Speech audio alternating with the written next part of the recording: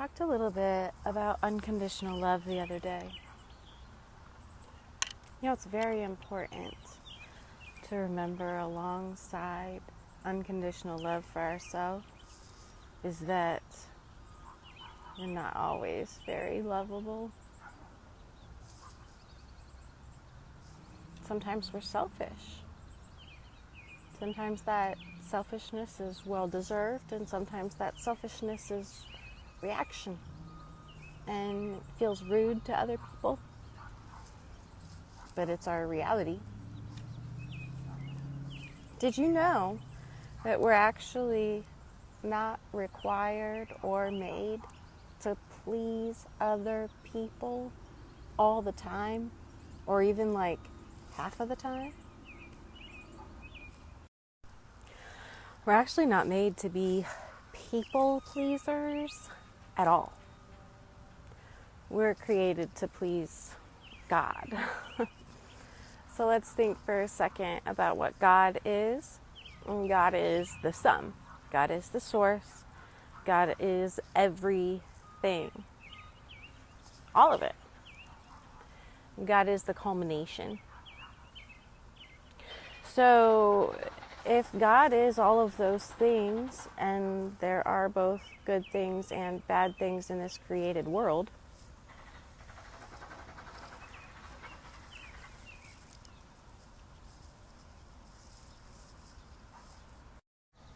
in case finishing my sentence was too tough, the point of that was that you are good and bad, and that balance is necessary and perfect, and it was created that way by God as good, and to expect more of yourself. Maybe that's not so good. Maybe there's a reason why we rub shoulders with each other in negative ways. Maybe there's a reason judgment becomes projected from one person to the other person. Maybe that's a natural process that happens because we need to learn how to deal. We think a lot about how we are perceived by others, how others may be judging us. Well, here's a tip that I've learned because I am a judge. When we judge others, we are judging others from a space of judging ourselves. Any judgment we project on other humans comes from our subconscious projecting it onto ourself first. With judgment comes justification. So here I am judging myself, right? Maybe that leaves me unhappy, feeling a little bit like I don't deserve love from other people, right? And as I'm looking around, I want to fit in with my counterparts, but I'm dirty. I'm not like them, and I don't deserve the same goodness that I see them experiencing. And so I might start looking for reasons to judge them. It's human nature. It's a reaction to not feeling safe and loved at our core. When we do not feel safe and loved at our core, it's very difficult to create safe spaces or express unconditional love for any other human.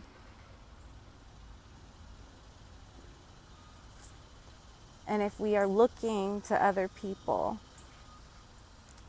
for that unconditional, non-judgmental love, we will continue to be disappointed. We surely will. Why? Because all of us judge and make assumptions without thinking about what's going on in the other person's head. We just do. Again, human nature. Are we reacting or responding? Are we reacting or responding? That's it. That's it. There is a very popular falsehood that goes, you can't teach an old dog new tricks. I disagree strongly. You certainly can. It takes repetition, and it takes love, and it takes patience. And teaching our hound dog human nature takes the same thing. It takes repetition, and it takes love, and it takes patience, and it takes positive self-talk. It surely does, because there is constantly shit going on in your head, and if you are not running it, it's running you. So the next time that you're out and about and your mind seizes in judgment at another person, place, or thing, I just invite you to practice asking yourself, why am I reacting so strongly to this? Is there perhaps some hypocrisy that I am experiencing in my members? And perhaps there is. Perhaps there is some feeling or thought that we need to let go of. Maybe there's something that we were nurtured to believe that does not actually agree with our true nature. And so we have this consistent judgment of other people because whenever we see that action or hear that word or see a girl with a ton of tattoos walking around, all of a sudden we think she must be so rebellious. She must be this, that, and the other thing, blah, blah, blah, blah, blah. Because that's what we have been nurtured to believe. That's not necessarily what our true nature believes. Our true nature realizes that we are all free human beings that are allowed to do whatever we want with our temple. And whatever makes us happy, as long as we're not harming other people, it's cool. Ending the rabbit trails and the video with this. Coming back to the beginning and remembering we've been so conditioned to judge, judge, judge. Can we ask ourselves, is there space for acceptance and love here?